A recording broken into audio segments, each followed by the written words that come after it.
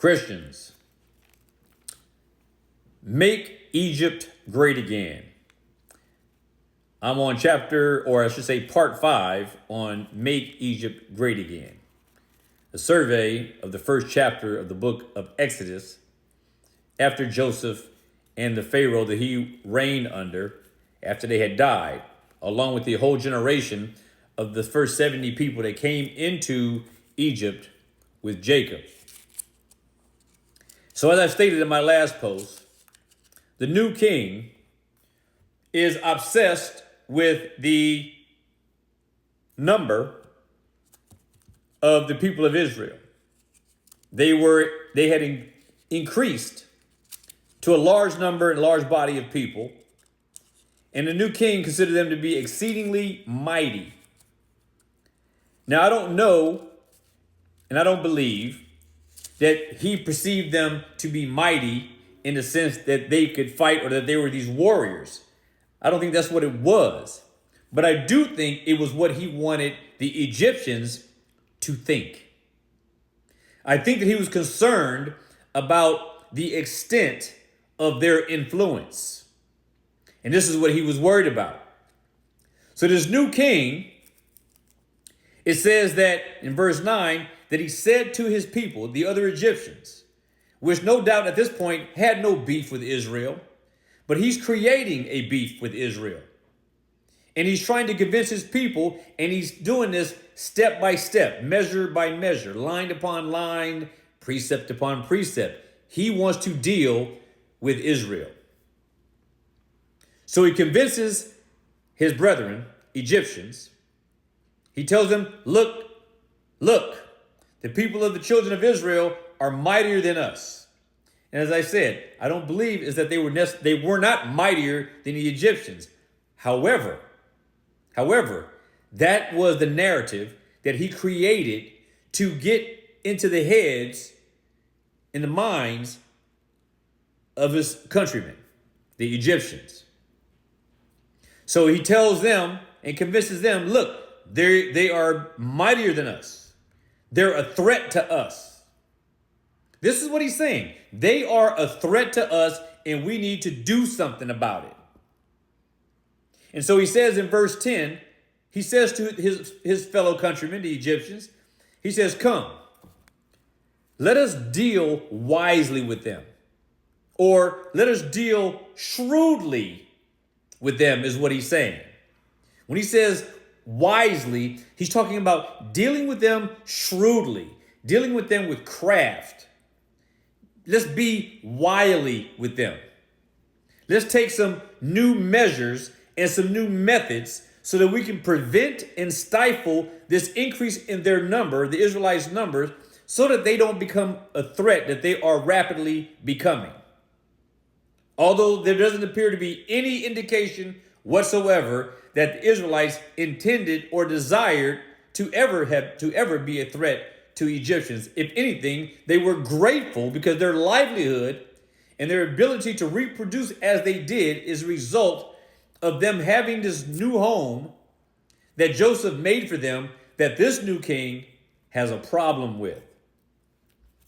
This new king, he says to his people, come, let us deal with them wisely or shrewdly, lest they multiply, and it come to pass that when there falls out any war, they join our enemies and fight against us. And so get them up out of the land. So here's the thing. He's manufacturing this narrative. He's manufacturing this idea that the Israelites are going to pose a threat to them. And there's no basis for it at all. No basis whatsoever.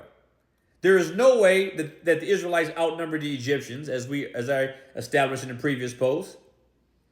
But he is creating a scenario whereby he can get his people on his side to view the Israelites as an internal enemy. And he says, let's deal with them shrewdly.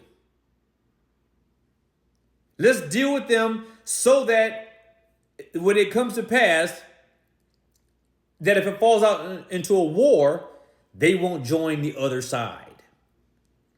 He is making up reasons to justify dealing harshly with the Israelites.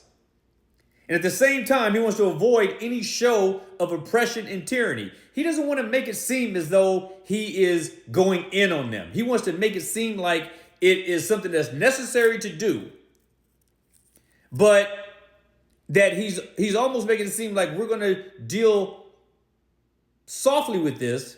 And this is why he wants to deal shrewdly, because this is showing that he wants to do it in a very undercover way.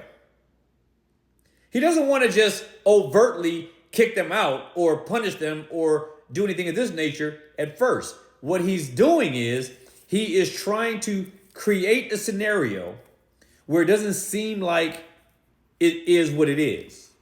It doesn't seem like it is what it is.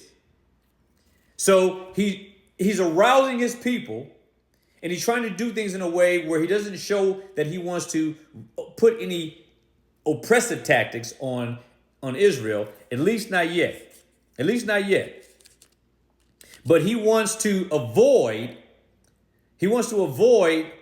the need or necessity of creating or making use of this great physical force to oppose them, because he didn't have a reason to, but he wanted to create it. No doubt, this king is what we might call today a disruptor. This king here, he is a disruptor.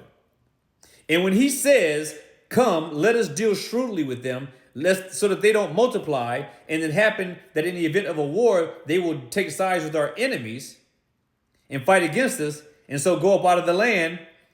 His idea is that he wants to change things. He's a disruptor. And in his mind, he wants to make Egypt great again. He wants to make Egypt great. And he does not believe that the Israelites who live in Egypt, whose roots are planted in Egypt, he doesn't believe that whatever his agenda is should include the Israelites. And if you don't believe me, keep listening, because you're going to see the things that he's going to do. Now, it's already been established in verse 10, where he says, let us deal shrewdly with them so that they don't multiply, and it happened in the event of war. So what he's saying is we need to stifle their growth. We need to stop their growth. You conclude whatever you want to conclude out of that. But what he wants to do is make sure that the numbers of the Israelites don't gain an unacceptable, which he considers to be already an unacceptable percentage of the population. He wants to handle this population, and he wants to put in place some measures to control the population. Be provoked and be persuaded. Until the next one.